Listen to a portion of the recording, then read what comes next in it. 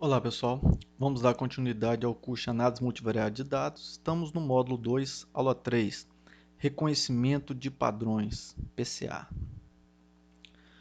Então vamos construir hoje um modelo PCA para o teor de saturados e aromáticos em 6 amostras de petróleo. Então nós temos aqui 6 amostras, numeradas de 1 a 6, e aqui o teor de saturados, porcentagem em massa para a primeira amostra, segunda, terceira até a sexta amostra, e o teor de aromáticos, também para a primeira, segunda e até a sexta amostra.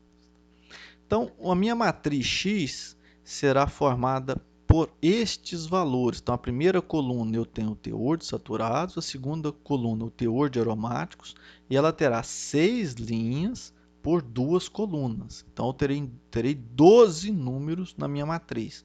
Então, esta daqui é a minha matriz X. Essas informações, como a média do teor de saturados e a média do teor de aromáticos e a variância, tanto de saturados quanto de aromáticos, aqui não entra na minha matriz X. Então, aqui eu tenho um plot do teor de saturados e aromáticos da minha matriz e aqui esses dados centrados na média. Então, observe, como já era esperado, a estrutura dos dados não muda, ou seja, a variância dos dados não muda, a posição relativa, né, a distância entre as amostras não é alterada, eu não tenho alteração nesta posição, ok? Eu faço apenas uma translação dos dados no meu espaço. Quando eu faço uma PCA, sim, eu faço uma rotação do meu conjunto de dados. Mas aqui, apenas centrando na média, eu só faço uma translação. Então, 8,40 mais 15,60. Então, eu tenho que a soma da variância, ou seja, a variância total desse meu conjunto de dados é igual a 24. Então, o traço da matriz de covariância desse conjunto de dados aqui vai me dar um total de 24.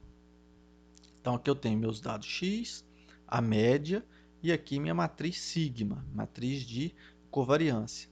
Na diagonal principal tem a variância da primeira variável, variância da segunda variável, e aqui eu tenho a covariância entre a variável 1 e 2 e a covariância entre a variável 2 e 1. Ela é simétrica porque a covariância, independe se quem que eu chamo de 1 ou 2, a covariância é a mesma. Então, eu tenho a covariância igual a menos 7. Aqui a variância da primeira variável é a variância da segunda. O traço dessa matriz será igual a minha quantidade total de informação.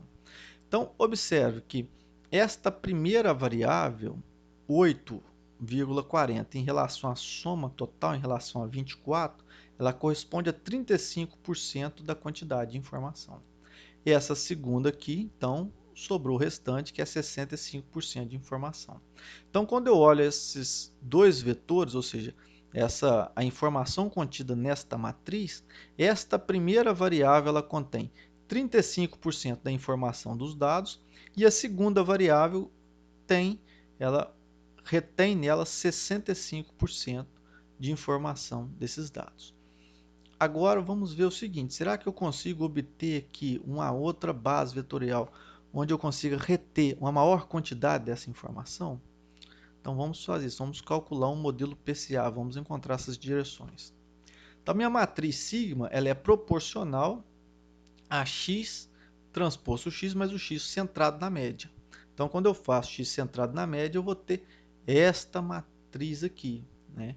X transposto x centrado na média. A proporcionalidade dá pelo número de graus de liberdade.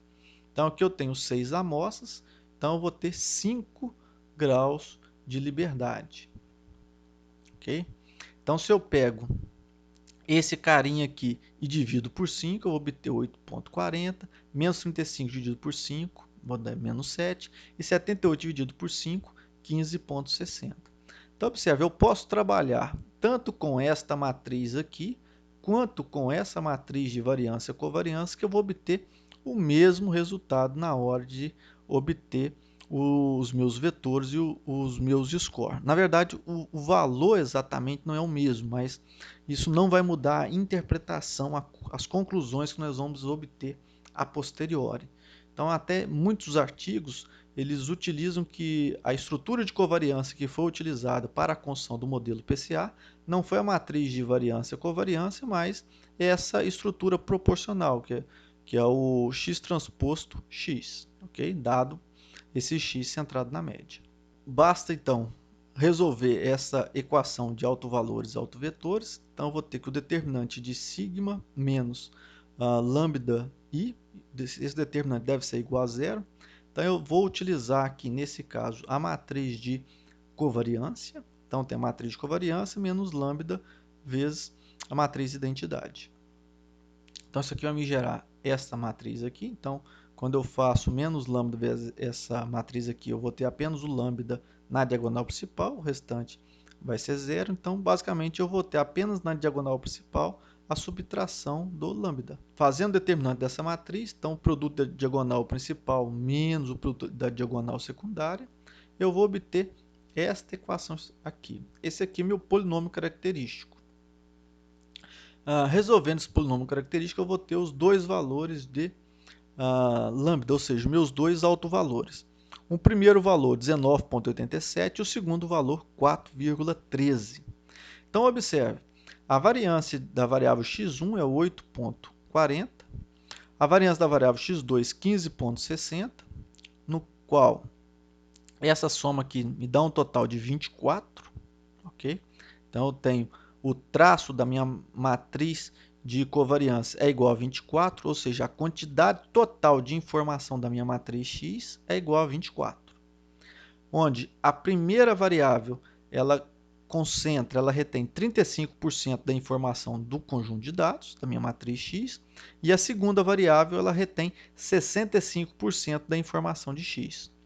Quando eu passo para essa nova base vetorial, então eu tenho o autovalor do primeiro componente agora é 19,87 e o do segundo 4,13. A soma deles aqui, 19,87 mais 4,13 também dará 24, também eu tenho um resultado igual a 24, ou seja, a quantidade de informação não é alterada, o que é alterado é a distribuição dessa informação.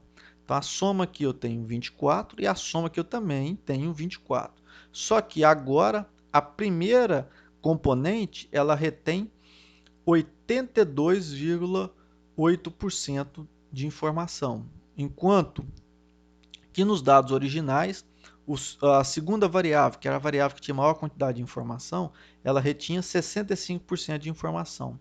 Agora, em um componente, eu consigo reter 82,8% de informação.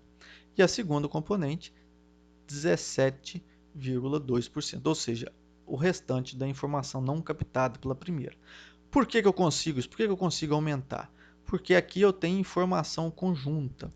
Então, observe que aqui na estrutura de covariância, ou seja, covariância entre as variáveis, eu possuo uma certa quantidade de covariância nos meus dados. Então, eu tenho informação conjunta. E quando eu faço essa transformação, eu coloco que eu faço a transformação e mudo para uma base ortonormal, onde os meus vetores eles são independentes, ou seja, então não vou ter informação conjunta. Não terei informação conjunta entre P1 e P2, o que não ocorre aqui. Aqui eu tenho informação conjunta entre x1 e x2. O que eu fiz foi captar essa informação conjunta e colocar em uma componente. E o resto da informação eu deixo para a componente restante.